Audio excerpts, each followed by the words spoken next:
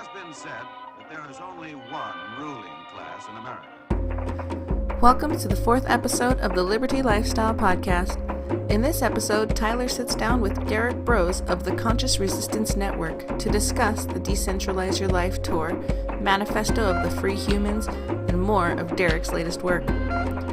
Derrick is a freelance journalist from Houston, Texas. He writes for The Activist Post, The Anti-Media, and Mint Press News. He also does videos for the Conscious Resistance Network. His work has appeared on Ben Swann's Truth in Media, RT, Al Jazeera, The Corbett Report, and many more publications. He also works with the Houston Freethinkers. You can now listen to Liberty Lifestyle on iTunes, Android, Google Play, Stitcher, TuneIn, and any platform that accepts RSS feed. Find us on YouTube, Facebook, Twitter, and Google+. Thank you for joining us on this journey.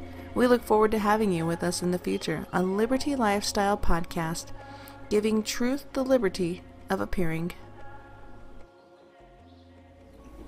All right, ladies and gentlemen, tonight we welcome Derrick Broze from the Conscious Resistance Network and the Houston Freethinkers, as well as many other channels and forums and areas on the web where he's spreading his philosophy and spreading his knowledge of anarchism and various topics that we'll get in here tonight, into here tonight. And I've really been looking forward to sitting down with Derrick, and so I really appreciate him coming on, and I've looked forward to this conversation, as your work has really inspired me and helped me along my journey and my beginning into kind of a new activism for me. And so we really do appreciate you for sitting down with us tonight, Derrick. And why don't you tell us a little bit about your history to start here, and kind of like more of like your growing up and your background, and go as far back as you'd like with that. Sure, that's interesting. Yeah, and thanks, man. I appreciate the opportunity to talk with you and to share some of my ideas, and it's always great to talk with people who say that, you know, something I did was inspiring to them, because there's so many people who've inspired me over the years, and it's been great to work with them, you know, be inspired by them, and then work side by side with them, and then watch all of us just kind of grow and become, you know, working together towards the same goal, rather than just like looking up towards somebody doing something I'm not. We end up working side by side. So I hope something like that will come out of this. As far as, you know, who I am outside of the activism and journalism and all those things, I've had a pretty interesting journey, I guess you could say, you know, that led me towards the beliefs I hold now and the goals that I have now. I've talked quite a bit about my story relating to drug addiction and depression and suicide. I've written about it in my first book, and also did an interview with Luke from We Are Change, and various other videos and such. But essentially, you know, it's kind of in some ways, I think maybe more of a regular story than people understand or recognize at this point. But just dealt with a family who has a very strong history, generational history of abuse of drugs and depression and prison and all these different things. And I guess I was just continuing that tradition to some degree. And in 2005, I was arrested for possession of crystal meth, for possession of a controlled substance. And I'd been basically spending the last 2 years before that just really jumping from drug to drug and just doing whatever I needed to do to survive, and not really living a very healthy, physically, mentally, or spiritually life, and really a very respectful or conscientious life. And it was all because of just things I've been dealing with the most of my childhood, just depression and suicide attempts and different things that I didn't really have the tools for at the time to be able to process the feelings I had, and to talk about them or to understand them. And I don't think the people around me were necessarily equipped or really themselves knowledgeable on how to deal with these type of situations. And it took me a while to see that my drug use was directly related to these questions and unresolved feelings that I had related to my birth father, being in prison for my entire life, continuing to this day. So just visiting him in prison when I was younger and hearing about these things, drugs, and that he was in prison for drugs, not knowing what they were, and just created this sort of curiosity about it, and all these different feelings and questions, you know, whenever this person that you know, or everybody sort of indicates to you that this person is supposed to be important to your life. This is your father, this is your dad, this is why we're going to visit them. And they write you letters and make promises and just talk and create certain things. Well, those words have an impact on a young child. And so over the time, I realized that it was really difficult for me to trust people because of being lied to so much as a child by somebody who was supposed to be, or I felt like needed to be a big part of my life. And in the absence of that, I just became very bitter and dark and sort of misanthropic, and thought I hated everybody. And really, I just thought I hated myself, and so I couldn't care about myself, so I didn't care about anything else. And I've always sort of had this anti-authoritarian mentality, and not trusted the government, and been open to the ideas of like paranormal things like UFOs and other things that generally just had me not trusting the government. So I feel like those seeds were planted long ago, but they were also kind of buried under this other experience I was going through. And then I got locked up in 2005 and basically started a back and forth situation for the next 3 or 4 years of being locked up at state institutions and then getting out, being on probation, going back, and then eventually getting convicted of a felony and being released in October 2008 after doing a total of 18 months over a 3 or 4 year period. And that was a really interesting time to be getting out because it was right as Obama was getting elected, and basically just within a year or so I started to do research. I was a felon, so I couldn't get a job anywhere, and so I spent a lot of time at home or going to the library trying to apply for jobs. I started checking out books at the library. I rediscovered that I was an intelligent person, and literally felt like I'd been living in this cloud for such a long period of my life, like under this cloud, and that had finally been lifted, and I was able to understand myself again, or maybe for the first time truly. And read about the drug war and was just like, wow, I really just experienced this kind of thing. And maybe it wasn't my fault that I was, involved with drugs. Whether those drugs were good or healthy or not was really irrelevant.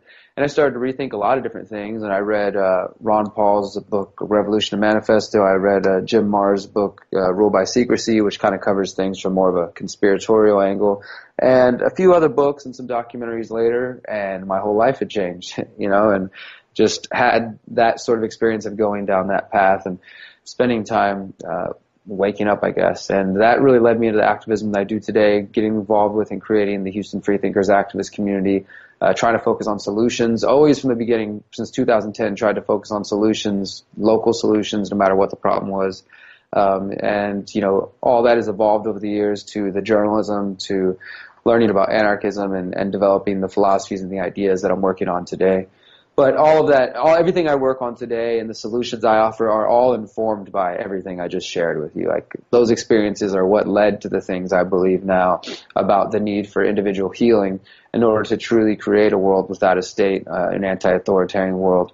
We're going to need to do a lot of individual healing where people aren't susceptible to the manipulation that allows for statism to exist and the call for authoritarianism. So we just have to build individuals up, and that's kind of the premise that I put forth, is until that happens, we're going to basically be running in circles. Wow, great job there, and you took care of a couple of my next questions all in one shot, so I'm glad you went back into history a little bit. This is a little bit more of a personal interview. We're trying to get to know Derrick Broze here. I've listened to a lot of your work and appreciate your message, and I think you clarify it really well. I've gone through some of the interviews recently and, had some questions myself about your past and your history, because that's not exactly the same road that a lot of people in your shoes end up in, or they would have chosen to take, or those certain set of circumstances, affect people a lot more negatively, and I admire your strength for, I'm sure, you don't credit yourself completely. Like you said, it's these other people ahead of us that are passing along the information, the certain books that you picked up and read at that time when you were really looking for the information. It sounds like you came across some interesting ones, and that's, I think, another interesting turn that could have gone either way there at that point. And the same is true for me.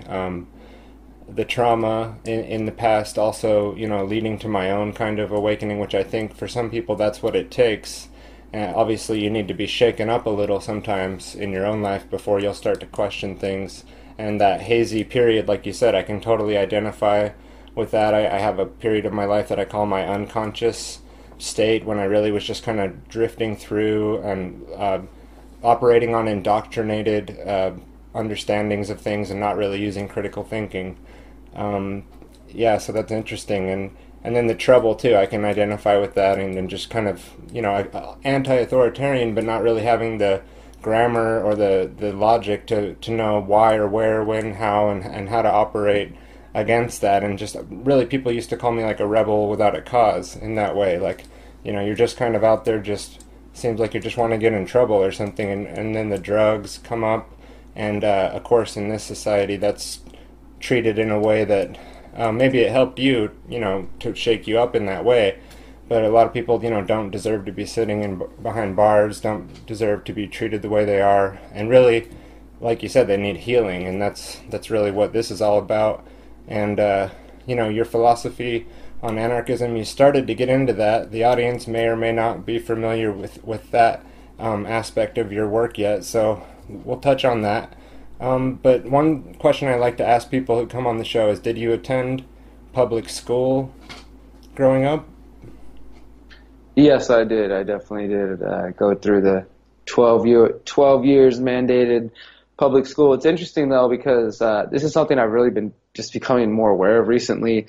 Just kind of, I was actually having a conversation about this the other day, just remembering the feeling of being in high school. And because of all the stuff I elaborated on earlier, all the things I was dealing with, the depression and everything, I had never actually, until high school, I didn't use drugs till I got out of high school, but everybody in my high school assumed that I was on drugs because I got in trouble all the time, and I was just sort of, like you said, a rebel without a cause to a certain degree. I was always getting fights, and I just saw it as like this game, and they would come get me for certain things, and they'd assign me to, what do they call it, like ISS or some, where all the bad kids had to hang out in one room and you'd be separated from everybody. And then when I got bored from there, I would just run out of the school, and they'd chase me into the woods, and they'd come bring me back, and they'd add more days. Or eventually, if I kept doing that and causing enough of a scene, they would just suspend me and I'd go home. And so I just saw the whole thing as just a way to mess with authority, and really just, I didn't take it seriously. I never really respected it. But at the same time, I was in all advanced classes, and, I didn't try very hard, but I was able to pass all of them. And it was just, I think I understood innately, whether or not consciously yet, I just knew that wasn't a good place for me to be, and it wasn't conducive to the learning that I wanted to do. And actually, I went to go, I was going to drop out of high school in my senior year, I think like after the second 6 weeks, like halfway through the first semester or something. And I went to the counselor to tell them about that, and they happened to be opening this new school that they called School of Choice, and it was just much easier, kind of like your own self-paced, take the classes on the computer, and you can do what you want. And I actually ended up graduating a whole semester early while the rest of my friends were in high school. Still, I went straight into community college. And I was really close to dropping out. But overall, yeah, I think that now I can kind of look back and see the different things about that institution that it's weird. It's like I don't think I could go back to prison or be in an institution like that now that I look at the world the way I do, because it would just be so hard to be there, like, against everything that I stand for. Well, you probably just write some really good books if you did. But anyways, I hear you, and I kind of did the same thing. Like I subconsciously or consciously just kind of checked out. It just, the schooling just really didn't work for me. It didn't engage me in the way that I needed to be engaged. And so I just kind of coasted through. And but it's amazing, though, when you learn how to think later and you realize that you're, like you said, you rediscover that you're intelligent, or you maybe realize it for the first time. And the power that you missed out on by not being stimulated at that earlier age, whether it's your fault or the system's fault or the parents, and a little bit of both of all those things or whatever. But tell us a little bit about how you kind of came from that background to the Houston Freethinkers up to the point where you're going to go on tour with these guys on the Decentralize Your Life tour 2017, and now you're traveling across the country with some of these people that you've met locally in your area who want to work on some of the same things you do. The Houston Freethinkers is just a really big activist community, but it's this like amorphous organization. Or a non-organization, so to speak, because we don't have any official positions. There's no officers. There's anything like that. I started as a blog in 2010, just as I was saying, just kind of freaked out about a lot of things going on in the world. Started blogging and writing, and I did that for a few months until I felt like it was insufficient and I needed to do more. So I started printing out flyers. Just, are you concerned with the war? Are you tired of the police state? And just things like that. And I would go all over downtown putting these flyers on cars and talk to all the friends of mine and found out who thought I was crazy and who was interested in trying to learn more and find solutions to the problems going on. And, eventually it was just like, all right, let's start. I met with some other activist groups. I'd already worked with like a 9/11 truth group and like a libertarian group and then the Fed group and all these different groups when I was first starting to get involved. And they all fell apart for different reasons or just weren't really doing things in the way that I felt like was going to be, beneficial. So after a while, I was just like, all right, I guess I need to just start my own group. And that was the Houston Freethinkers. And it really started with just me and 3 or 4 other people having a meeting in the apartment I was living in at the time in 2010, summer 2010. And then it became, we started working with several different people. It kind of became a core group of 5 to 10 people who are always working on projects, and then dozens and dozens of others who would come and help in different ways. And since the beginning, our model has essentially been that every month we're going to have a meeting where our community and people who are interested in getting involved can come meet up, introduce themselves briefly, talk about the issues, like, hey, this is what I'm concerned about, this is what I focus on, etc. Then we talk about upcoming events and try to come up with our own ideas for topics we should focus on. So we'll typically do in a month, we do the meeting, we'll hold a documentary screening. In the years that we've had the Freethinker House like we have now, then this all takes place at the house, but in other times it just takes place at public restaurants, like different rooms we can rent out, local places to host meetings at. And we'll host a documentary screening, we'll host some kind of event, what we call Info Jam, just going out to Houston constantly has art festivals, cultural festivals all over the city. And so we try to just go out to these big events and whatever topic it is that we're trying to spread that day, which could be anything from anarchism to human trafficking to anti-war stuff or whatever people feel is important at that time. We'll just go out and pass out thousands of flyers and do that, and then we try to do monthly gardening as well. And then I'm also a promoter, so we work with my booking company, Visionary Noise, and the Houston Freethinkers sort of collaborate together and do monthly benefit shows.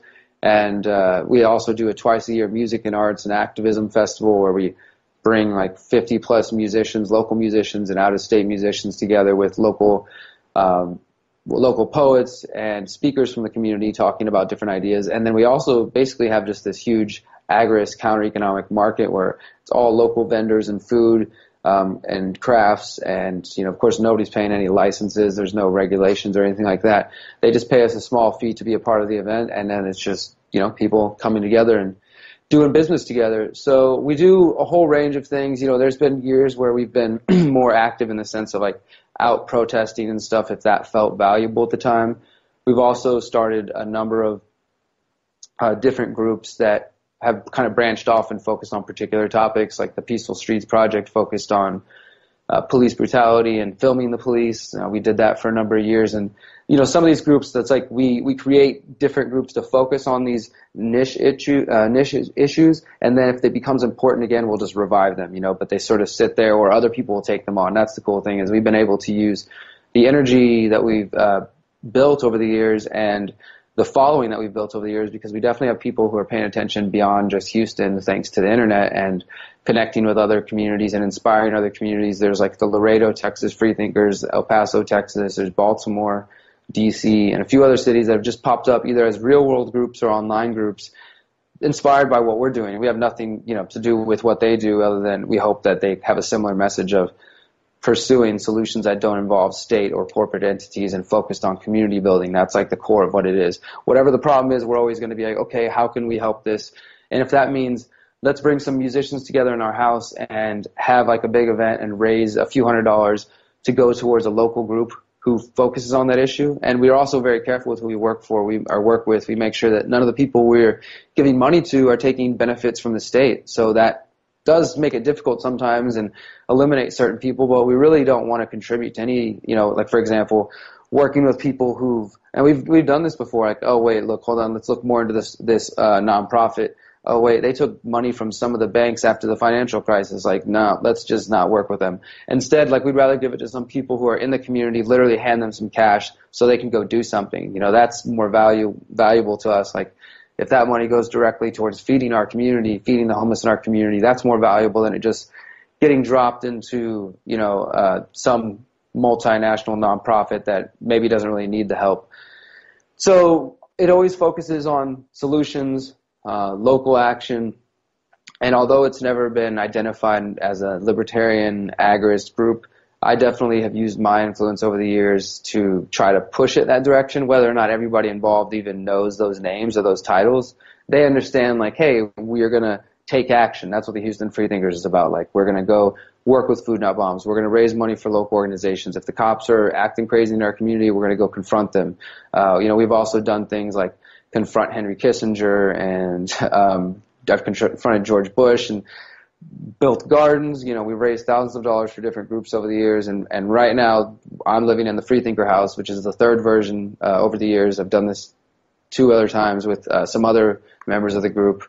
And I want to say, like, when I'm talking about group, organization stuff, it's really, like I said, non-organization, in the sense that it's this idea that exists. There's a website, there's like an online debate group, there's a Facebook page you can follow, there's a YouTube channel, and I every now and then speak as a representative of this idea.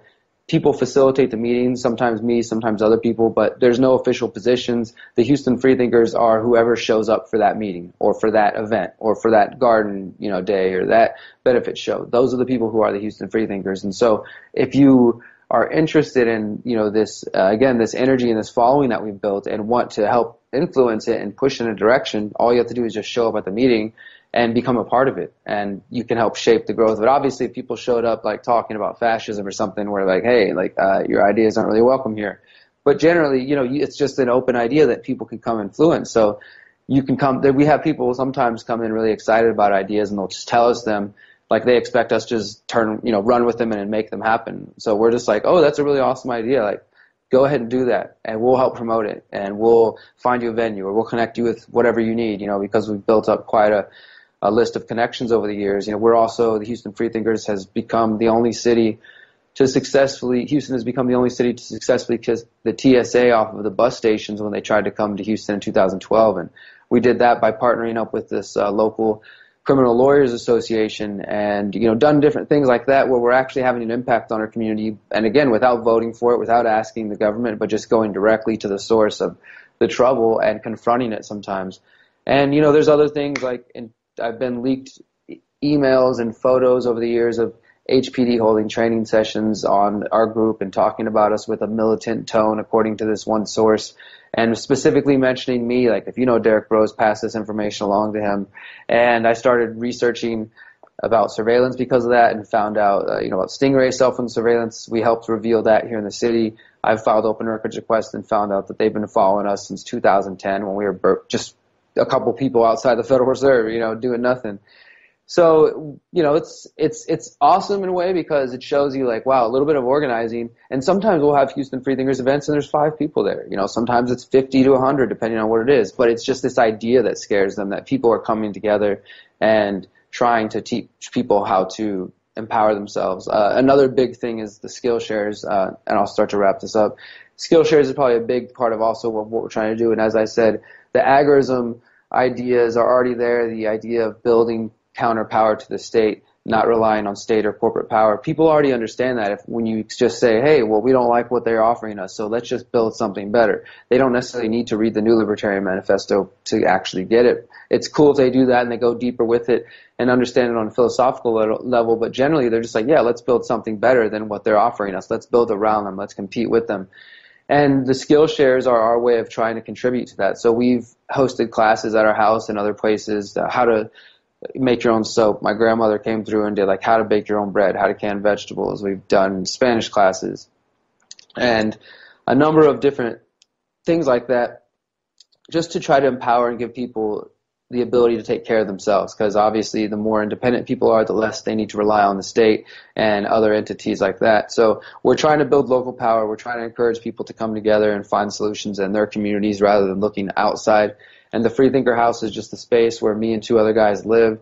And we also document our progress, our individual progress, to try to move towards a more free state. As like my roommate's is in the process of 1 month away from quitting his job and just diving full time into the counter economy and trying to make money other ways that actually align with his beliefs. And we're also using the house as, again, an example to show people how easy it is to divest from the state And so we do all that. That's, it's where I live. It's a part of my everyday life. Like agorism and these ideas are not just something I post about online. Like this is the way I live my life. Like this is what I'm doing every single day, and trying to help people see how convenient and easy it can be. And that's what the tour is all about. We're ready now to take. I've been doing this, The Conscious Resistance, for 3 going on 4 years now, and the books are about to be, the series is about to be complete with the release of the next book on April 7th. So by the time people are seeing this, the book will be out. And it's time now to take the message on the road, because I just realized, like, I can just keep sitting back and writing essays or trying these other things, and I can build my own local power, but I need to just get out there and show people, like, what we're learning. Not that we have all the answers or anything like that, but to learn from other people as much as teach and help and share. So we plan to just take that message of decentralize your life, like decentralizing everything in the sense of unplugging yourself and your kids from the education system that we were mentioning, and unschooling, homeschooling, world schooling, these kind of ideas, peaceful parenting. Then when it comes to the money, decentralizing cryptocurrencies, alternative currencies, barter networks, any other alternative to the status currency, unplugging from the dead stream, creating and supporting independent media ventures, decentralizing in the sense of food production systems, growing your own food or community gardening, things like that. So really just applying decentralization to every area of your life, and then coupling that with the message of healing that we're talking about, that in this book we start to call now holistic anarchism, what we've essentially just been calling the conscious resistance, we're now beginning to refer to as holistic anarchism, and we really break down why that is, but which essentially just goes down to the idea that, we can't just think of life in terms of politics or economics or morality and property ethics and things like that, which all have a place and are important, but equally as important is, I believe, analyzing all the areas of our life. Holistic literally just means dealing with whole systems, the idea of holism, of instead of just focusing on a piece or the individual piece, you're focused on the whole object, the whole situation. So I apply that to the whole of our life, and trying to see all these ways that we are contributing to our own enslavement. They may not specifically be related to the state per se, but they may still be contributing to systems that aren't serving the health of the people on the planet. And I think it's important for us to do that. And along with that, looking at our own individual internal healing and trauma, as you said earlier. So we're hoping to take that idea and bring it on the road, teach about freedom cells, talk about holistic anarchism, do some short opening meditations every night. We're also going to be doing these action days where we just go out and contribute to each community, do some kind of park cleanup or community gardening, volunteering, or homeless outreach, or really anything that people can come up with to show that we're serious about giving and being involved in communities. We don't want to just travel around like, hey, we've got all the answers, look at us, pay attention to us. We want to come contribute to the places we're going. And at the same time, invite local activists and local musicians to come out and be a part of our event in the evening as well. And also as part of that, we're going to be trying to offset some of the impact and the cost that we are going to be having just by having to use fossil fuels. Because whatever you think about ideas like global warming, it's sort of irrelevant. What I care about is not supporting unsustainable statist industries like the oil oligarchy and the oil industries that are totally a creation of statism and a product of statism. So I don't want to use their product as I want to use it as little as possible, which is very difficult. The amount of plastic that we have everywhere in our world that came from oil and things like that. So we're trying to see if we can get a van can run on waste vegetable oil. That's our ideal situation. If not, we have another vehicle we're going to use. But to offset the impact of the fuel that we use, we're going to be planting fruit trees along the way, just kind of guerrilla planting of fruit trees as we travel. So all of those elements are going to come together for this Decentralize Your Life tour, and we're hitting 46 cities, starting with Texas in June and then going to the West Coast and Southwest and Midwest in July and August, and then coming home for about a month and then going to the East Coast in October. And all that information is at theconsciousresistance.com/tour. Perfect. And then everything I was like, hey, I'm going to mention that when he's done. You covered it. So you really went full circle there from the Houston Freethinkers all the way, to a lot of the work that you're doing and kind of blazing this trail, for others to follow.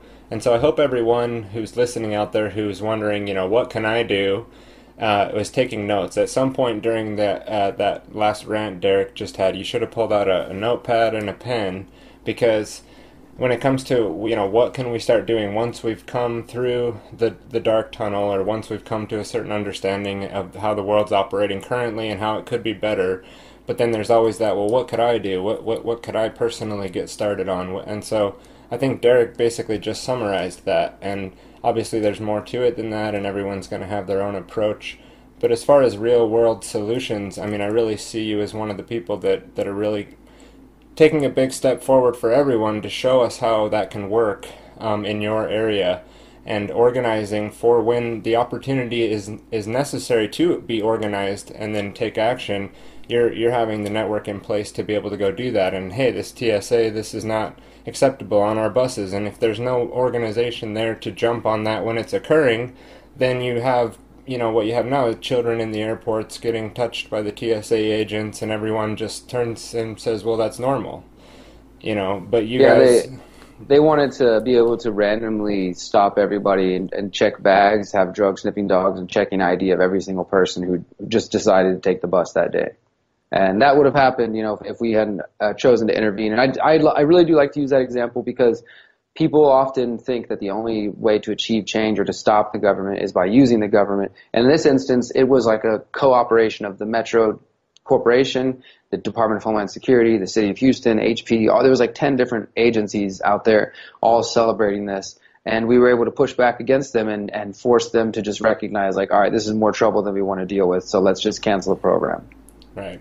And we're doing the same thing here in Salt Lake City, taking your ideas and other ideas that I've come across and starting to get organized on Cell 411, on the different technology that's available, testing those systems out, even just to test it for now, because eventually, those are going to become more important. And as we, keep saying, we don't need the state, and then there's always, well, what about this? What about this?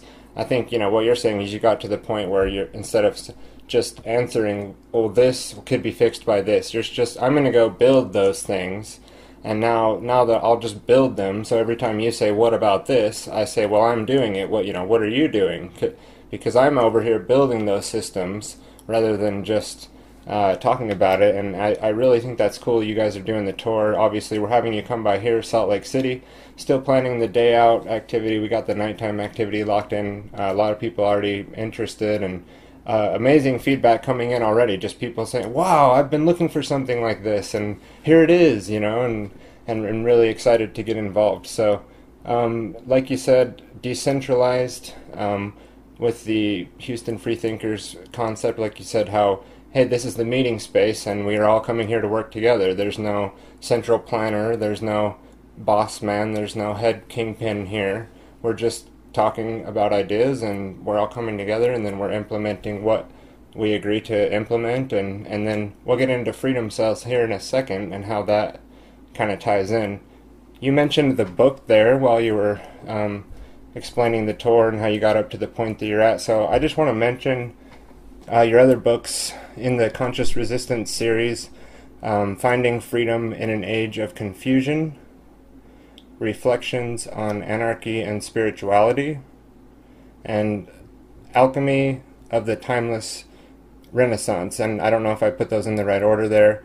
Now you've got the Manifesto of the Free Humans coming in, like you said, April 7th, 2017. So you guys can go to theconsciousresistance.com and purchase those books, support Derrick on Patreon, and get to hear some samples of the new book, as well as, like Derrick said, consciousresistance.com/tour to get some details on the tour.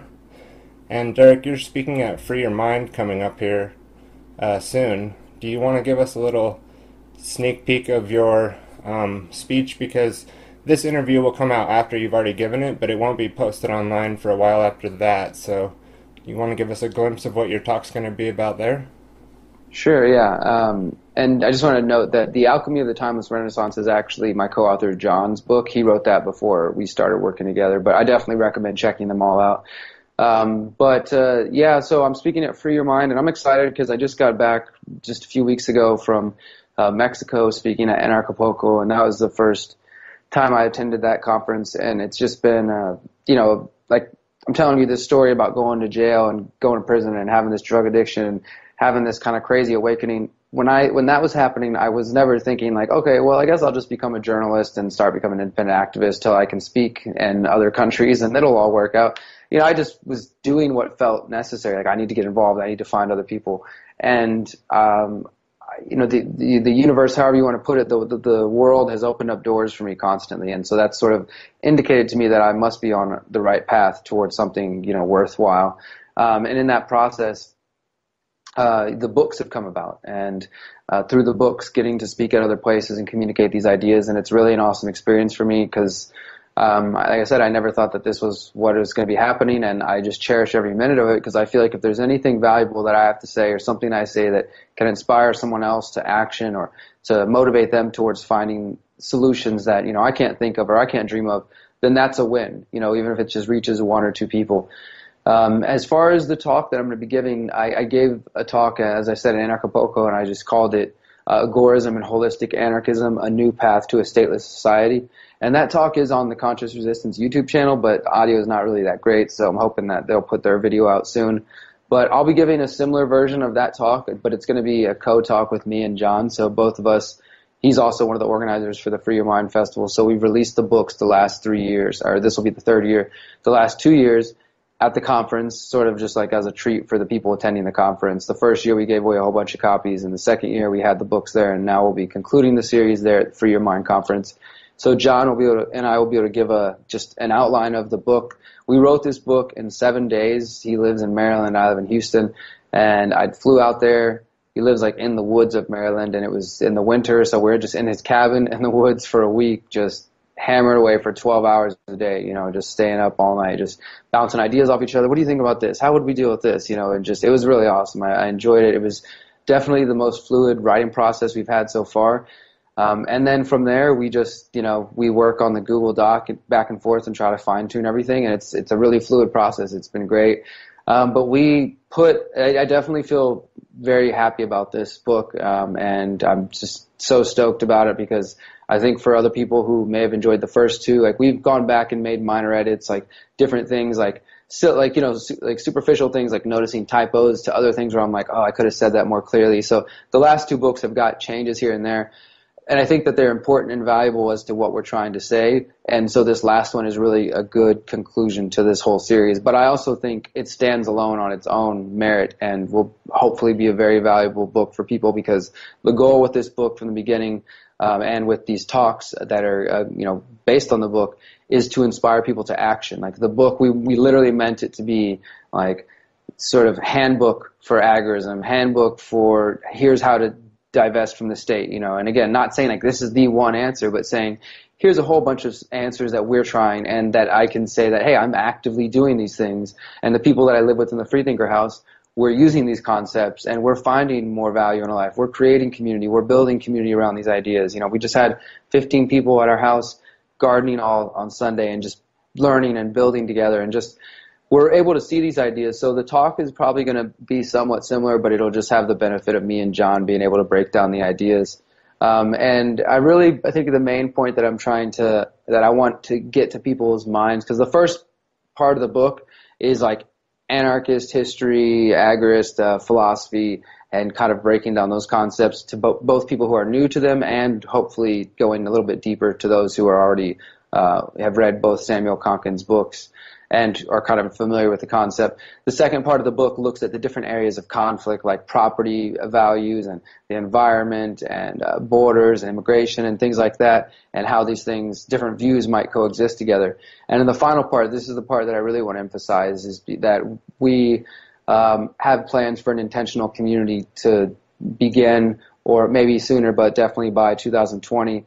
And just, the reason putting it off a couple years, because my original plan had been 2018, I just realized how soon that was, is I think now that the book's coming out and it's outlining these concepts and we've got the Freedom Cells website and the network and the idea out there, like the goal through this tour is just to spread this message as far as and wide, like spend the next 2 years touring the country. I've got some offers to go to Europe as well. I'm trying to translate the book into other languages and really just put all my energy into spreading these ideas as far as possible.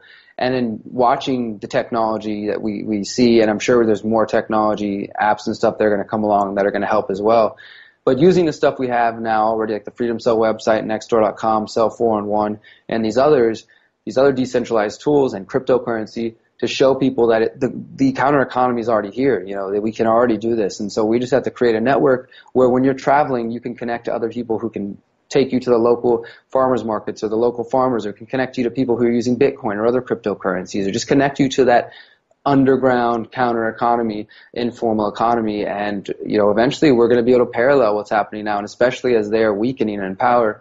And that's really what my goals are. So that'll be the emphasis of the talk, I do believe, is just outlining the concepts. And a big part of that is this triangle that I've had in my head for a year, and we end up being able to actually write it into the book. And there's a couple of actual graphics in the book that explain the vertical horizontal algorithm and this triangle concept. So I'm thankful we got those in there, because I think that visual aids can be helpful. And when I use the slides at Anarchapulco, people seem to be real interested in them, and they said that it was helpful for them to actually see it while I was explaining it. But this triangle, and I'll send you this image so you can put it up on the screen or whatnot. It's, the top is the sovereignty of the individual, and that actual phrasing comes from Josiah Warren, one of the first individualist anarchists in America. It's similar to the non-aggression principle, the golden rule, etc. He just has a very specific way of explaining it that I enjoyed. So the sovereignty of the individual, each individual is sovereign over their own self, and should respect the right of every other person to also be their own sovereign. And then you have in the bottom right, you've got mindfulness, and this relates to everything from meditation or nonviolent communication, group dynamics, different ways for your freedom cells, your communities to actually have ways to connect so that we don't build up on these same different issues. Not to say that there will never be conflicts, but that we find healthy ways to resolve these conflicts within our own communities so we don't break our own selves apart. Because in my experience with activism, we're our own enemy. The state doesn't need to come in and send anybody, and we find ways to break ourselves up before we can ever really be a valuable influence. So I think in making sure that we're able to stay mindful in our actions, our communications, and regularly communicating with the people we're working with is extremely valuable. And then the other corner would be what is known as Permagora, which I got from Eric McCool and his website Permagora, which is just the synthesis of permaculture and agorism. And of course, permaculture is already the synthesis of permanent agriculture, permanent culture, and it has its own set of principles that essentially are similar to the idea of the non-aggression principle, but just applied to your planning and design related to the earth and to the resources. And it's also much more sustainable and efficient. And Eric just basically, he recognized that there was a value between trying to bring the agorist counter economy into the permaculture scene, where people already understand the value of sustainability and taking care of themselves, but then at the same time they worry themselves about licenses and regulations and all these kind of things instead of just teaching these skills to people.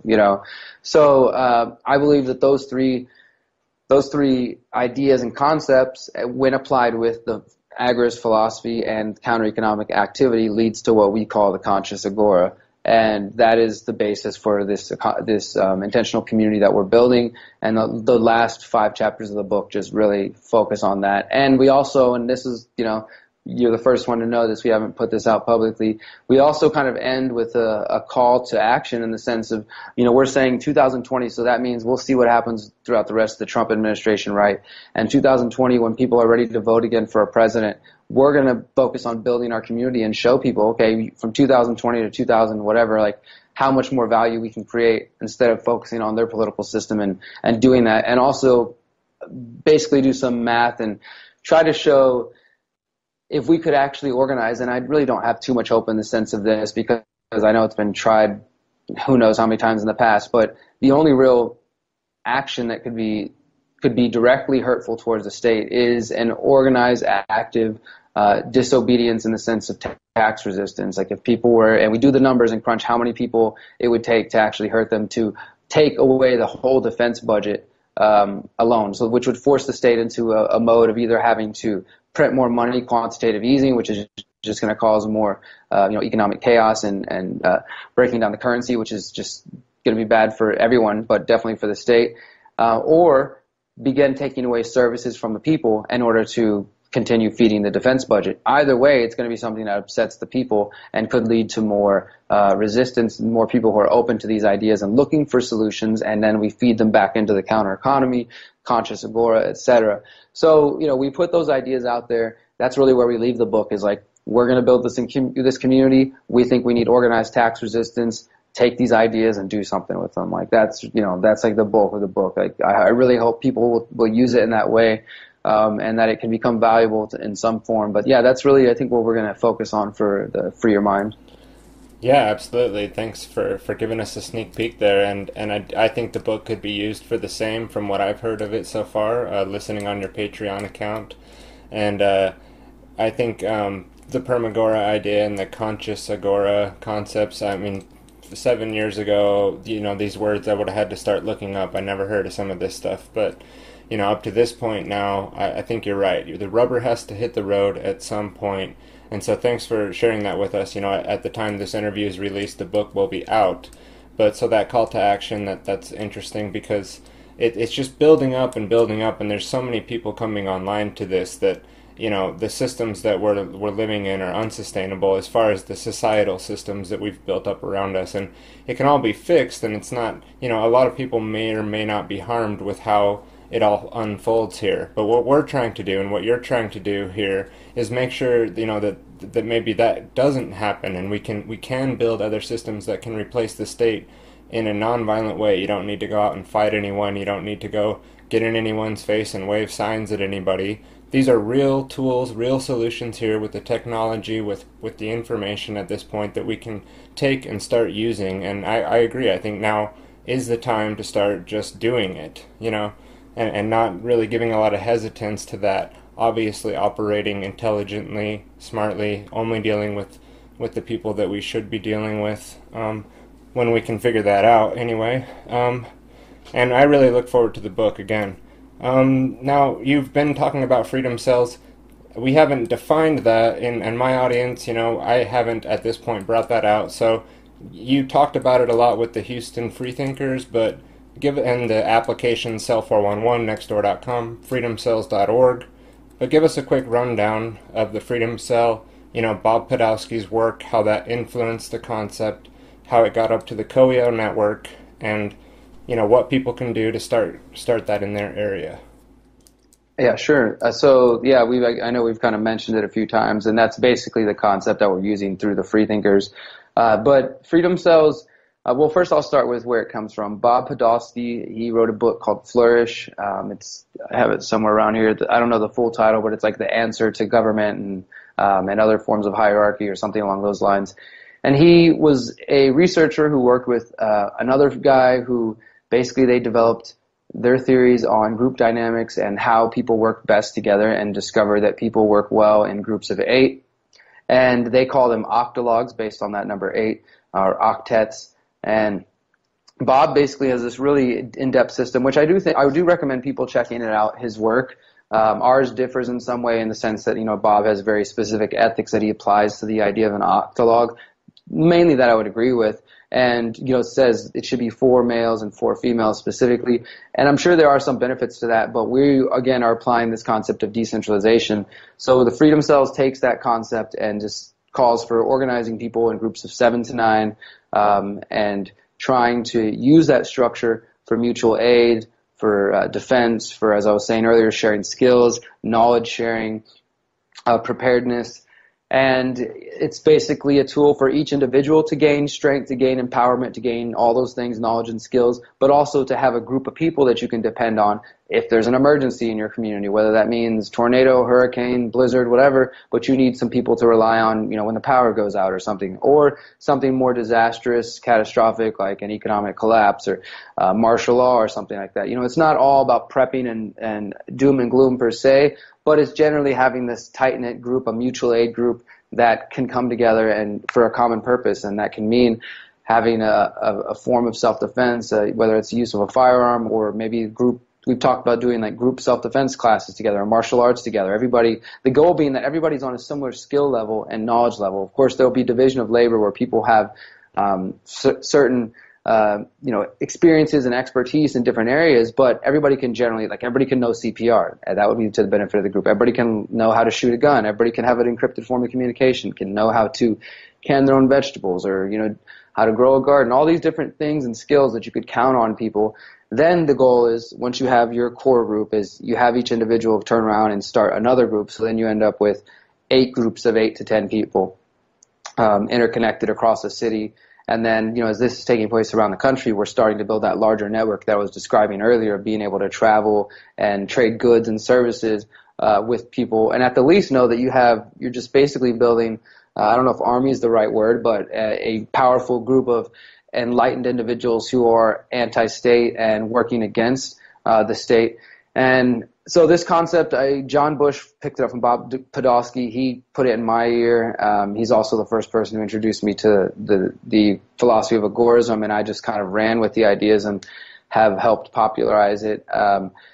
So I started doing videos about it and talking about that. I was reached out to by people from New Zealand, from Brazil, from London, and all over the world, saying, hey, we're working on it similar. We call it this name, we call it this, but just really showed me the value in the concept. People do respond well to this. People who have nothing to do with anarchism, nothing to do with, that sort of philosophy. They just, groups working together, doing fun things together. And I've tried to influence that as well. I think we mentioned this in the book too, is that if this is a beneficial concept for your life, like, market that, put that out there, show people how your life is improving and becoming more beneficial and valuable because you chose to be engaged with this community and you chose to embrace this concept. The name Freedom Cell comes from 2 different things. One, they talk of terror cells and people coming together and forming small cells to form acts of terrorism. And traditionally, when you study war and tactics, having cells, secret cells, is a common tactic. Our idea was, we're going to be cells. We're not hiding in the darkness like they are. We're out in the open, we're out in the light, and we're spreading the message of freedom, of peace, of essentially what is love, really, and building community. And the other thing being that each cell is like the cells in our bodies, like performing an individual task, but also a part of this larger organism. So I'm absolutely an individualist, and I say this because somebody recently accused me of being a collectivist because I was talking about working in groups together. I was like, I think you're misunderstanding what that means. Like, you can be an individualist but still choose to cooperate with other people. I absolutely believe, and it was because in the wording on the freedomcells.org website, it says something about like collective action or something. I don't know, and they were just like, what does this mean? But either way, I care about collective liberation through individual means, and I think that's what Freedom Cells allows. It doesn't, so that totally removes the need for a state, because you have this apparatus, this totally decentralized set of groups that can also find common goals. And when the time comes, if we're like, hey, we need to organize across the country on this topic, then perhaps we have the ability to do that when the time comes. And I also talk about in the future being able to organize and do role-playing. I think that's important to do cop watching, but also to potentially, in the future, disarm violent police officers or agents of the state who come to take people's kids because they don't vaccinate, or because they smoke a plant, or they don't practice the right religion, or whatever it may be.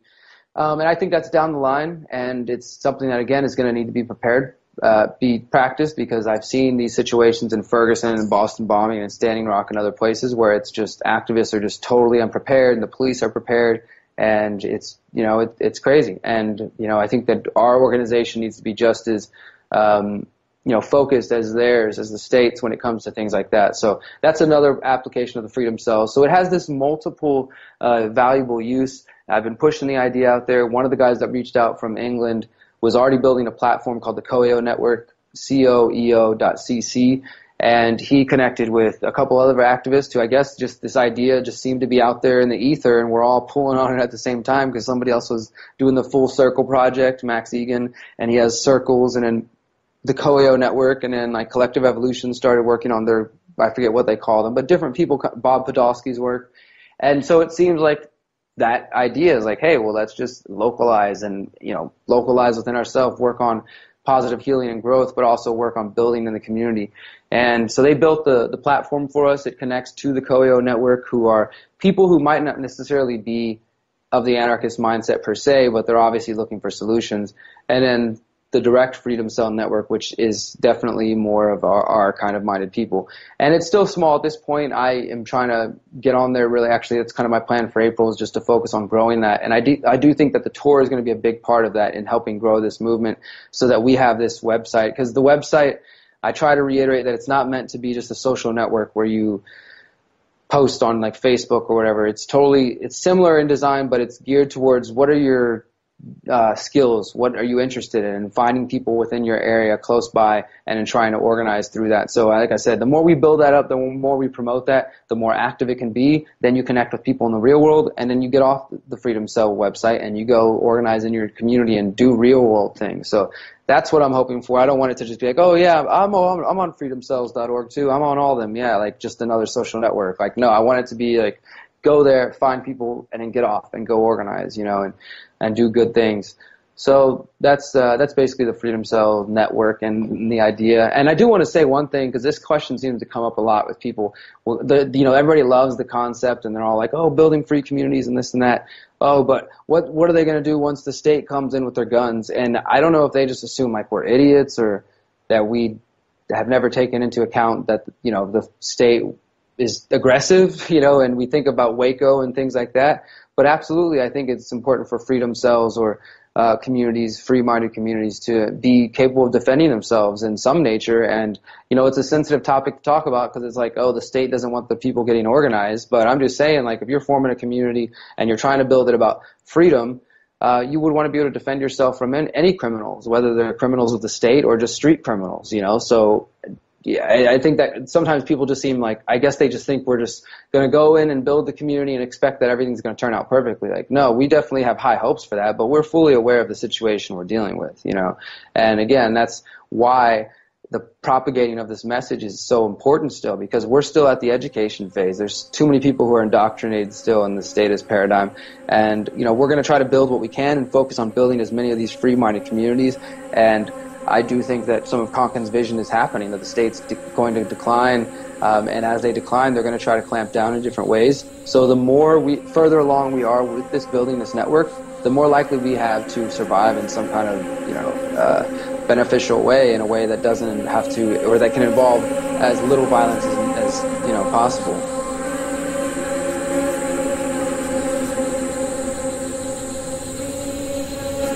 And my research into voluntarism and to create a voluntary society led me towards the idea of agorism. And agorism is basically the idea of anarchy and action.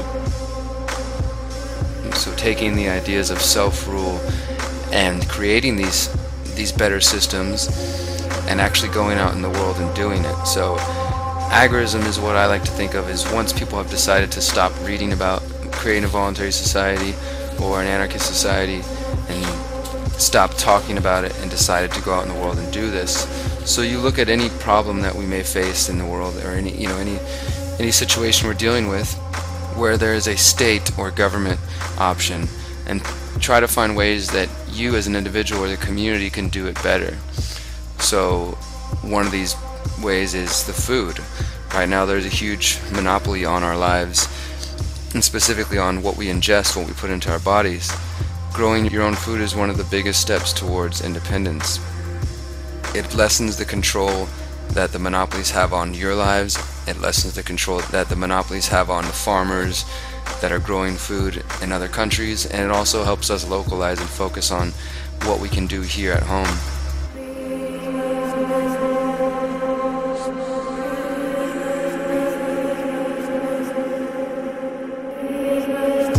A big part of that for me is why focusing on anarchy and focusing on the self is so important, because we have individuals who are lost in themselves and are easily manipulated and taken advantage of by the state, and they buy into the division, they buy into the fear, they buy into all these different aspects.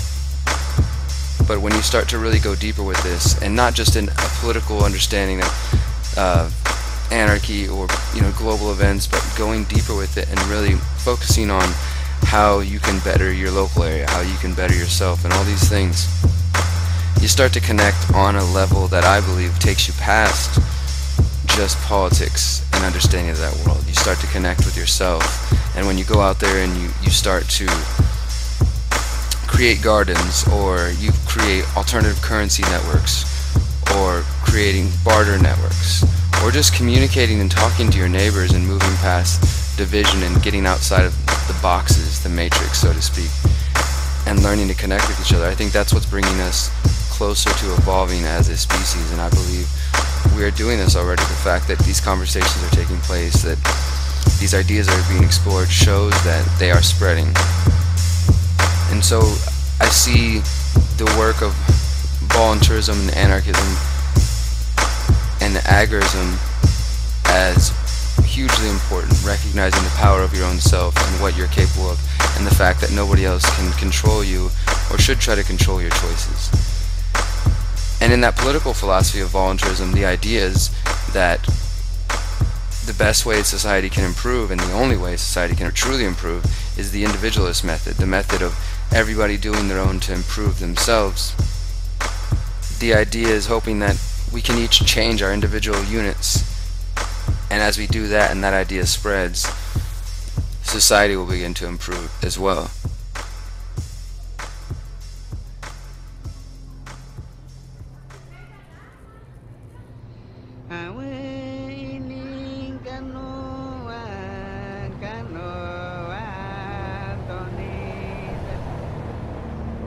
I'd like to discuss forming a synthesis between anarchy and spirituality. Personally, I'm interested in finding common ground between the philosophy of anarchy, specifically agorism, and spirituality, specifically Buddhism and shamanism. Anarchy, of course, is self-rule, self-ownership, and a lack of central authority. When I say agorism, I'm speaking of the philosophy of anarchy that focuses on self-sufficiency, the idea of counter-economics, black and gray markets, and creating alternatives. When I say spirituality, I'm referring to a practice that brings you closer to your nature, to your essence, to who you are. When I mention Buddhism, I'm speaking specifically about Zen Buddhism and the meditation practice known as Zazen. And finally, shamanism. Shamanism has been called the aboriginal roots of religion. All over the world, cultures, aboriginals, and native peoples were deeply connected to nature in the past. They used practices that some in our modern rational world would consider insane. Through the use of hallucinogenic plants, drums, meditation, one could experience a cleansing, a connection, a deeper understanding of self. This is also done through deeply personal journeys known as shamanic journeys. My interest in these topics has drawn me to find common threads between them. My interest in anarchy comes from one of freedom. My interest in agorism comes from one of action, out of a need to create solutions in my life to make the world a better place. While agorism calls for action by creating alternative currency, self-sufficiencies, and barter networks, Zen also calls for action. Agorism is action in the physical realm, and Zen is action of the mind. In Zen, the greatest action you can do is to sit, to still your mind. It's really about being conscious, becoming more aware of your own decisions. And this is about connecting with your mind. These two philosophies both call for action, one in the physical sense, and the other for action in the internal world, but both, again, are about action. So while studying some of the anthropological studies of shamanism from cultures around the world, I've found an amazing connection to anarchy. In anthropologist Michael Harner's book, The Way of the Shaman, he speaks on the reason why shamanism and indigenous teachings were wiped out.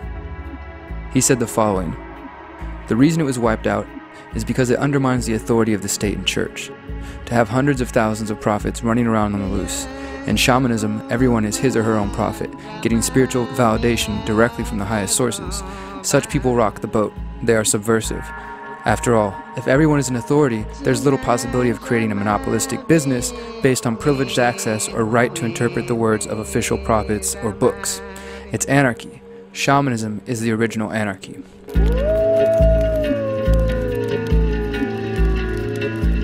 But I'm not discussing religion.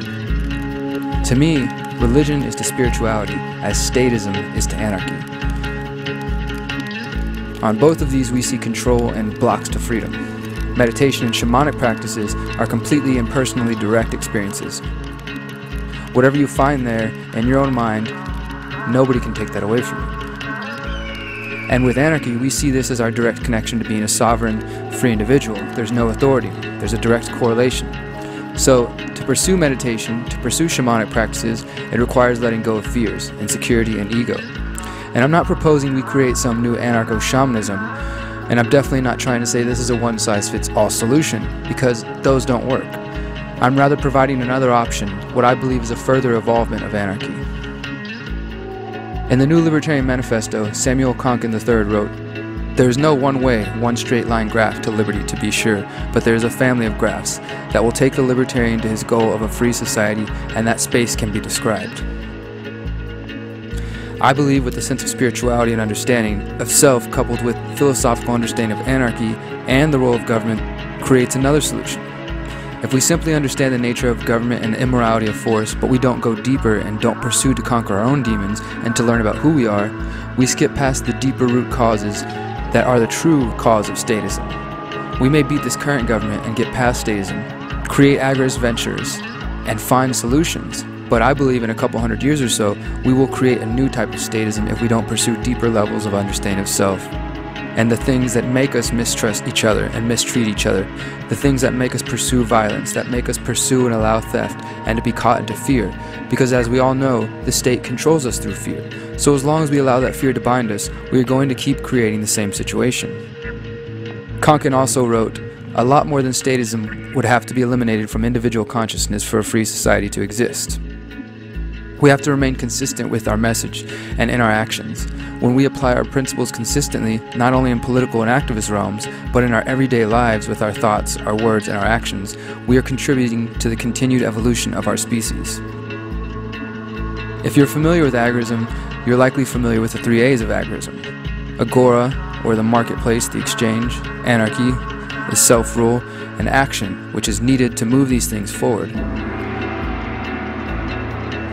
The 3 A's have been reminding me of a paraphrase of a Buddhist saying about wisdom, compassion, and action. The 3 A's form a path to success with agorism, and I believe wisdom, compassion, and action form a path to success as far as Buddhism is concerned. If you have wisdom, you're smart and you're an intelligent person. You understand the way the world works, and you have your view of this. But if you don't have compassion to your fellow human being, then why would you choose to work with them to advance forward? You're only thinking about yourself. But if you have only compassion, but no wisdom, then you're continuously running around and strictly letting your heart lead you, getting hurt and being led astray. So again, lacking balance. If you have wisdom and the smarts to use it and compassion towards those around yourself, but you don't apply the action, then you're still lacking. So what we need is wisdom and understanding of the world, compassion for ourselves and our fellow human beings, and combine that with action.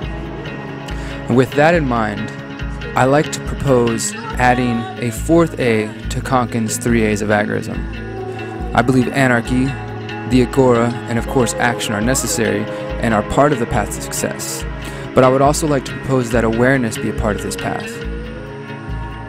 Once again, awareness of self, so you better rule and understand yourself. How can you know how to rule yourself, what you want, what you desire, if you do not understand who you are, where you're coming from, what you're afraid of, your insecurities, your doubts, your fears, and how to move past them? You set yourself free with anarchy. And of course, awareness applied to your actions.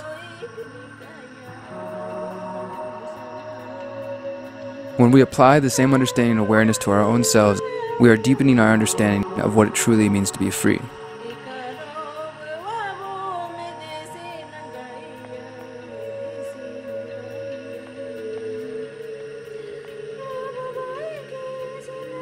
I hope that each and every one of you will take some time to slow down, be conscious, and to become more aware of your own thoughts, words, and actions.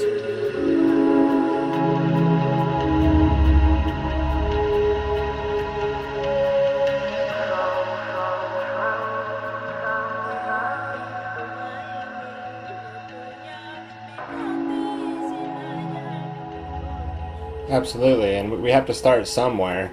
And so getting the group started, and at first it is just reaching out, it is just spreading the philosophy, it is just getting in contact with people and building the basic networks. Obviously, people like yourself and others have taken it much further than that, But once you start reaching out to the community, what seemed like a big scary thing to do, oh, the state's out there and I'm not sure if I want to take these steps, but then you take the steps and you realize that there's a whole lot that you can do that's not, I mean, like you said, protection against regular criminals. I mean, I consider the state to be regular criminals. You know, I don't put them off in another category. They're criminals just as well. But when we're talking like, you know, the average person's thought of a criminal activity, it could be used for that too. I mean, you are responsible for protecting yourself. And to pretend that the police are going to be there to protect you when the stuff's going down is a joke. And so why not get prepared just for that reason? And the stuff that you've mentioned here is the stuff that you come up with through your research, bouncing it off of your peers, off of your cell or your Houston freethinkers. But when I go talk to people about this in my local area, because we're building this here too, starting the preliminary work, it's infinite the amount of things this structure could be used for. You know, you're pointing out the things that are immediate and most pressing for us right now, especially in the voluntary movement, in the freedom movement. But beyond that, I mean, these structures, these networks we can create with technology, but then, like you said, get out there in the real world and work with people, that it really can be used for a lot more even than what we've just talked about here. Absolutely. Much more. Yeah, I definitely feel strongly that this is, and we say this in the book as well, that this is a concept with unlimited potential. It just depends on how much people choose to embrace it and run with it, you know, because it's, like I said, it's education, it's defense, it's preparation, but it's also like, hey, our freedom cell is going to go build a garden today. We're going to go do this. You know, there's unlimited amount of potential, especially when you think of the concept of we build a network to having easily, say, 20 different cells spread across one city. How do those thousands of people come together and perform and act, you know, like showing people, look, this is what voluntary community action looks like. This is, you know, what it looks like when a community comes together. And so it really is an unlimited potential, filled with unlimited potential, and I just hope everyone will open their mind to that possibility and choose to embrace it in their own ways. Because as you were saying, each community, each cell is going to look different based on the needs and the environment of that individual community. So what we're doing in Houston, these are by no means meant to be like, this is what every freedom cell needs to do. It's more like, hey, this is what's working for us. Experiment with it and see if it works for you. Absolutely. Yeah. So now give me a short answer here if you can. Off-grid living or taking over from within? Yeah, I'm going to be off-grid living. Okay, good. Yeah, that's as much as possible. I got that off your website, by the way. Okay, so we've talked about quite a bit here. You know, with your past, you said you'd gotten into the trouble. I don't remember on this occasion. I've been listening to a lot of your work recently. If you mentioned that you got a felony throughout all that, but is that your only reason for not voting, Derrick, is because of that felony? No, not at all. Actually, I voted one time in my life, and that was before all that stuff, before the drugs and the felon and everything. And that was mainly just because I still bought into this illusion that voting for, not only just voting for the two parties, but really voting at all in that system is going to have some kind of valuable effect. And, you know, I know there's people who argue that in this recent election, you know, voting against Hillary or voting one for the other, it's really just the same arguments that like voting against somebody, the Hillary supporters will say, no, you were supposed to be active because this meant stopping Donald Trump, and the other people feel justified in voting for Donald Trump because they're so worried about Hillary Clinton. It's just the same thing back and forth. But at the time, as I was saying, I was kind of anti-system, anti-war, but I didn't really have a deeper underpinning of knowledge to how things worked. So I knew I didn't like George Bush, and I was part of the sort of 2003, 2004 anti-war movement stuff going on. And I voted for John Kerry, his cousin. You know, like, didn't find that out so much later. But so, yeah, it wasn't much longer after that till I kind of lost all faith in those ideas. And then again, once I started to wake up and read certain books and develop my own understanding of the world, I had the philosophical understanding that I have now, and I don't vote not out of apathy, but out of strategy, out of trying to show people again that there are much more valuable ways to use your time and energy. And I kind of alluded to that earlier by saying, you know, you go ahead and vote in 2020 for our new president. We're going to build our community, and in 4 years, we'll see which one has done more for our lives. You know, which one has brought value and health and wealth to our lives. And I'm pretty confident in saying that a community and of empowered individuals, or just even focusing on your own life rather than putting energy into that system is going to be more valuable to you than that will be. And I know there are some arguments now, like, I mean, realistically, it's like, okay, well, Donald Trump is taking steps to increase the police state and go after different groups of people and stuff that will probably eventually be used on all Americans. But again, he's just he's just the latest puppet to wield the state. You know, it's not like he's any individually worse or less. Like the veneer may be different, the mask may be different. He may speak less clear than Obama did or whatever, but it's all the same to me in the end. Like, they're all a part of a system that doesn't serve the people and that's built on slavery, so they don't get the respect that they might want from me. Okay, well, thanks for clearing that up for me. You know, I just wanted to see if that was the only reason or not. So no, not at all. All right, now you mentioned a few books, you know, that you'd read during your kind of, you know, waking up or going through your massive growth phase there. Can you mention a few other books that have heavily impacted your life that maybe you feel like other people should take a look at? Absolutely, yeah. And the cool thing about the new book is we actually put a recommended reading list at the end of the book, so it's just everything from, you know, my work is not just informed by anarchist or libertarian philosophy. I've been really reflecting on that today, that, you know, some people say that John and I are guilty of trying to thicken libertarianism and make it about things that it's not related to or whatever. But in my eyes, who we are as people and the way that we live our lives and you know, the beliefs that we hold outside of just our political philosophy are all relevant to who we are as people, you know, so it's all interconnected in my view. So some of the books that I would recommend that, again, don't necessarily specifically pertain to political philosophy but are valuable in just how you live your life, I would add to that obviously the New Libertarian Manifesto, the Agorist Primer as far as agorism goes. Those are real basics. Men Against the State is an amazing history book that I think more people should have to read. It's all about the American individualist anarchist movement in the 17 and 1800s up to the early 1900s, and just lots of good information, lots of history. Just really recommend that. You know, along those same lines, Society Against the State, The Art of Not Being Governed, On Disobedience, which is a set of essays about authority from Erich Fromm. He's a psychoanalyst. And then from there, I'd say books like The Four Agreements are also really helpful, you know, that they take some basic common sense wisdom and put it in a really simple, digestible form that can be useful for, there you go, yeah, nice. And they can be useful in all areas of your life. Again, I feel like if more anarchists read books like The Four Agreements, then, you know, that they would look at their relationships differently, and they'd probably communicate the message differently, and they'd probably be more effective, and then the movement would grow quicker, you know, things like that.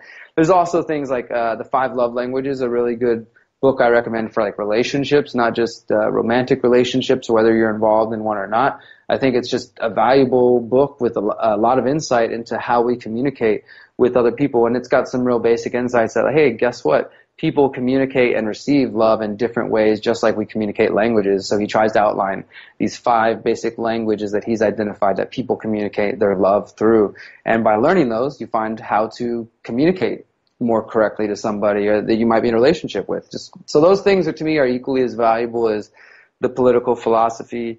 There's also, for those interested in like kind of brain rattling, Zen Buddhist stuff that influenced me really early in my stuff, because when I got locked up, I got into Buddhism and I started meditating when I was in jail. That's really where I first started getting into it and started self-reflecting, and got my girlfriend at the time to send me chapter by chapter of the Dhammapada, which is just sometimes known as the Buddhist Bible. It's just a collection of sayings from the Buddha that are real basic and simple wisdom that just struck me and stuck with me at the time. So again, those things came to me before I ever discovered anarchism, and those were what first drew me to nonviolence and just thinking like, wow, like all life has value and just all these different things. And then anarchism came along and was like, oh wow, yeah, this makes sense in these other ways too.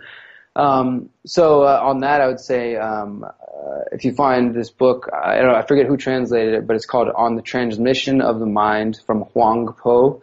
He's a 7th century Zen teacher, Huang Po, and he really displays some amazing brilliance. And there's like just these 2 real simple it's basically like him giving speeches and going back and forth with his students. His students keep asking questions. So it's just like a Q&A between him and his students. And he just keeps like smashing down their logical thinking and just trying to get them to this place of just accepting like things as they are, just in that moment, just this crisp, like, boom, just being clear. It's a really interesting thing to me. I've always been inspired by that. Other than that, I would recommend a book called The Cosmic Serpent. It's another really inspirational one for me. It relates to DNA, to ayahuasca, to plants, and a lot of different interesting topics. It's from an anthropologist named Jeremy Narby.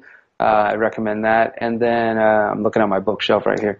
And then again, another one that just will probably make you smile every time you read it. Find the Gift from Hafez. He was a Sufi poet from back in the day. I can't even remember when exactly, but they called him the tongue of the invisible. They thought his words just came out so brilliantly. It was like he was speaking the word of God or something. And his poetry really, it does that for me. Like, I'll just sit there and read it, and it just always puts a smile on my face. It seems to have this real light. I don't know how to describe it. But yeah, those are some of the books I would recommend that can just inform your mind in different areas and really expand your knowledge. Nice, thank you. I'm going to have a lot of books to read if I keep asking everyone that question, but no, good stuff. And I'll include all those in the show notes, and we'll have little slides of the books coming up on the screen to give people a view of what they look like, and we'll have a lot of links to Derrick's work in the show notes as well. You can find his work all over his social media sites and the ConsciousResistanceNetwork.com or just the ConsciousResistance.com. And I hate to do this to you because you've done such a good job at already kind of answering this last question here. But, people are going to be likely picking this up in the future. People like me that did find your work kind of come up to things later, and a year or 10 years down the road, somebody could be listening to this. And you're already doing this in your work, in your books, in your talks, and archiving this information online. But what kind of message could you leave here on this interview for people in the future that are coming up and maybe asking themselves what they can do or what is this all about? Can you leave us just kind of a sign-off message from Derrick Broze of your message for those people coming along and listening to this? Absolutely. Thanks again, man, for giving me an opportunity to speak to your audience, and I wish you luck with the rest of the podcast that you're doing. It sounds like it's going to be an interesting format. I'd say to anybody out there who's just looking for answers or really trying to find their place in this, because I get this question a lot from people. I've been involved with the Freethinkers now for going on 7 years, and every single month there's somebody who will come to a meeting and says, I feel alone. None of the people I'm close to care about the things I care about. They all think I'm crazy or whatever. They're not interested. And then they feel a sense of community. They're like, wow, all these people care about these topics. I might not agree with everyone here on everything, but they seem to be open-minded and they seem like they want to focus on solutions. And then they'll come up to us and say, like, thank you for that. And to me, that is probably one of the most powerful things we can do, is to create a space where somebody feels like they're able to just be themselves, and to just be real. And then from there, they can let their guard down, and it's easier to communicate. Then we can start focusing on solutions. So I would say if you're in the process of looking for other people, you're in the process of trying to find solutions or where you fit in, just either find a community of people that are already working on these things. If there's nobody, be the person to do that. Sometimes we have to be the person to just start that and go ahead and kind of be that light in that area where there might not be many people. But without a doubt, I would say you have to remember you're not alone. There's so many beautiful people working on positive things around the world, all over the country, and really, truly all over the world, focused on building solutions to the problems we're facing. And all we have to do is to decide that we want to be a part of that. It's a simple decision. It just means that every day when you wake up, you're going to try to do something for more than just yourself. And sometimes to get there, first you got to focus on yourself, because as I was saying earlier, I couldn't help anybody until I had to help myself. And it wasn't prison that saved me. It wasn't anything like that. It was me making a choice, a conscious choice to go a different direction. So it starts with that. Every single day when you wake up, just wake up and make a decision that you want to contribute to the world in some way. Not because you owe it to them, but because you owe it to yourself. That's what it's really about. It's not about some collective guilt or collective responsibility. It's about wanting to enrich your life by helping other people and by helping yourself through building something that's bigger than all of us. I want to do something that's going to be remembered. I want to think about the seventh generation, the next coming generations, and how we can build for them. So if you just remember that it's just as simple and complex as that. Every single day, just wake up making a decision that you are going to change the world by changing yourself and contributing to this larger awakening. And from there, all the things that I think you're looking for will start to fall into place.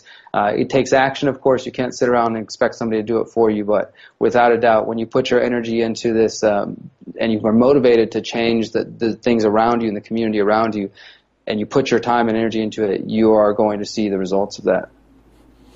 Yeah, that was awesome and really beautiful message. And I think you kind of throughout this interview did a good job at maybe kind of putting off some of your dissenters and answering a lot of the questions. What is this, some kind of anarcho-communist syndicate thing? Like, what are you guys trying to do? You really did a good job here at showing that, no, you're not categorizing left, I'm a left anarchist, or no, I'm a right anarchist. It's this holistic anarchism. And taking an approach that we're willing to work with everybody towards the goals that we all want. And if it's here or there, as long as we're all moving in the same direction. And a lot of people want to get still in that left-right. Oh, well, all this doesn't fit into my left model of how this should work. And, but you're bridging that gap with just, the way that you bring the message forward. So I really appreciate you coming on. I think this is going to be an excellent interview to cap on to the ones I've had so far. And you haven't even gotten to see any of the work yet, so you're taking a big risk coming here and talking to me. We've already been communicating online. I appreciate you getting in contact back to me after I reached out to you. And to support your work right now, you're kind of trying to point people to your Patreon account. Is that right? Do you want to drop any other links here at the end? No, that's pretty much it. Yeah, if anybody would like to support me, I get paid for the journalism I do, but most of the work I do is not paid. It's just because I want to help contribute. So anything extra just makes it that much easier to devote my time and energy. So the Patreon support's always appreciated. Other than that, you can find me on Facebook. You can find me through The Conscious Resistance or at Derrick@theconsciousresistance.com. I'm pretty open to communicating with people, especially if you have questions and need help. Like that's my goal at this point, is just how we can build this together. So get in touch if you need help. Awesome. Well, thank you for coming on, Derrick.